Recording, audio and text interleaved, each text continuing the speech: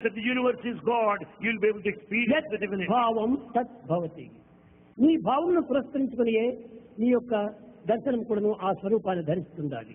As is the feeling, so is the visualization of the divinity. ప్రేమ స్వరూపులారా, Embodiments of love.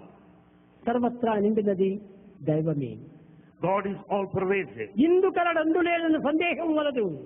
You don't need to doubt that God is here and Shakti not there. సర్వోపగతుండు ఎందెందు వెతకి చూసిన అందందే కలడు. God is present everywhere. Wherever you search for Him, you will find Him there. ఇట్టి దైవత్వాన్ని అన్వేషించడానికి తగినటువంటి కృషి ఇది కేవలము అజ్ఞానమనే చెప్పాలి. Attempt to search for God is a sign of ignorance.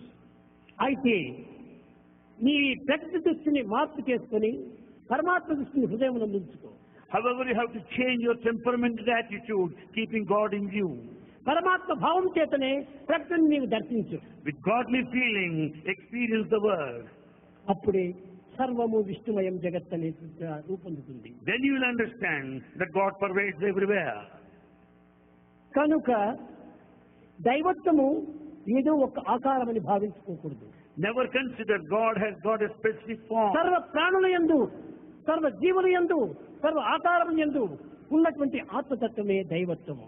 In fact, the Atmic principle present in all forms, in all beings, in all living creatures is divine. నీవు కన్నులతో చూస్తున్నావు. You see with the eye. ఈ దృష్టి ఎక్కడి నుంచి వస్తుందని. Where from you got the vision? ఆ దృష్టి యొక్క విజన్ అనగా పవర్, దాని యొక్క శక్తి ఎక్కడిది?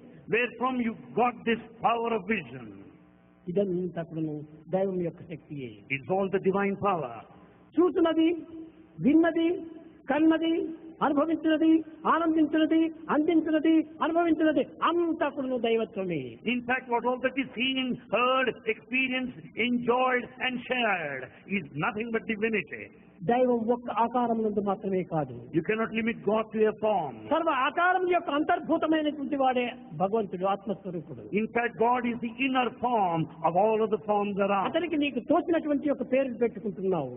In fact, you have given a name of your choice. ఇది నీ యొక్క ఇమాజినేషన్, నీ యొక్క భ్రాంతి, భ్రమనే. It's all your imagination illusion. కనుక మనము చేసేది, చూసేది, అనుభవించేది, ఆనందించేది అంతా కూడా దైవత్వంగానే విశ్వసించాలి. Consider that you experience God in all that you see, in all that you hear, in all that you experience and enjoy. అయితే కష్టములు, దుఃఖములు, విచారములు సంభవించినప్పుడు దాన్ని కూడా దైవ స్వరూపం తట్టుగా. But is it possible to experience God in times of difficulty? తప్పక ఆ దుఃఖం కూడా దైవ స్వరూపమే. Yes, certainly it is ఆ also విచారం God. కూడా దైవ స్వరూపమే. That ఆ anxiety is హింసను divine. దైవ స్వరూపమే. That misery is divine. ఒక చిన్న ఉదాహరణము. A small example. భగవంతుడు నారాయణుడని మీరు విశ్వసించారు. You can say God is Narayana. అయితే ఆ నారాయణుడే అనేక విధములైనటువంటి యొక్క నటన చేస్తూ వస్తుంటాడు.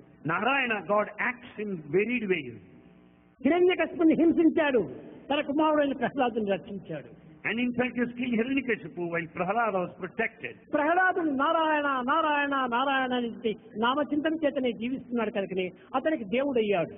As Prahlada spent all his time chanting his name of God, he could have his ఆ manifestation. సేమ్ నారాయణుడే ఈ యొక్క జీవితాన్ని ప్రధానంగా అందుకొని దైవత్వాన్ని విస్మరించి తాను జీవిస్తూ పోయాడు కనుకనే ఈ హిరణ్యకశిపునికి ఈ యొక్క నారాయణుడే యముడయ్యాడు. Because Hiranyakashipu considered the entire life and body identification has forgotten God and he was killed. దేవుడు తానే, యముడు తానే.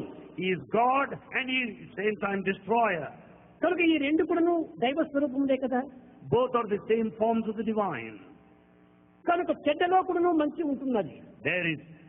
There is good even in bad. ఆ మంచితనం యొక్క తత్వమే దైవత్వము. That goodness is divinity.